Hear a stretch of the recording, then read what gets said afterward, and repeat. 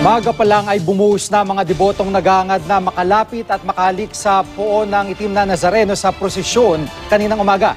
Kaya naman sa dami ng mga dumalo, may ilang nasugatan dahil sa siksikan at gitgitan. Pero ang buhos sa mga tao kanina, patikim pa lang daw sa mismong araw ng pista ng itim na Nazareno sa susunod na linggo. May report si Jamie Santos. Sa dami ng debotong dumating sa prosesyon, di naiwasang magkagitgitan at magkatulakan ng mga nagnanais makalapit at makahawak sa andas at makahalik sa puon ng itim na Nazareno.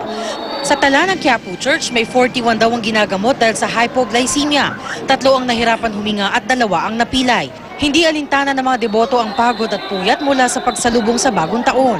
Maaga pa lang, nagtungo na sila sa simbahan para sa Thanksgiving procession. Ang iba, isinama pa ang apo. Kasi mamatay-matay na siya eh. Nakaganyan na siya, kaya dinala namin dito.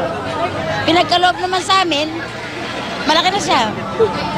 Maliit nga lang siya, pero 7 na taon na. Kahit ano po yung inihiling ko, binibigay niya po kasi humiling ako sa kanya dahil alam ko ginagabay niya ako sa araw-araw. Super po ako nagpapasalamat sa kanya. Siya po nagbibigay ng lakas sa akin.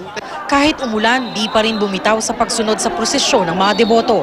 Ang iba, naghahagis ng bimpong dala nila para maipahid sa poon. Ayon kay Monsenyor Jose Clemente Ignacio ng Quiapo Church, bagaman may mga naitalang nasaktan sa prosesyon, mas mababa raw ito kumpara nung mga nagdaang taon. Nakita ko mas maganda yung preparasyon, yung paglilinis nila bago dumaan yung prosesyon. Kaya konti lang ang nasugatan at walang masyadong nabubugan doon. Ang dami ng mga deboto ngayon, patikim pa lang sa mismong araw ng pista ng Nazareno sa January 9 na taong-taong dinadagsa ng 100,000 deboto. Jamie Santos, GMA News.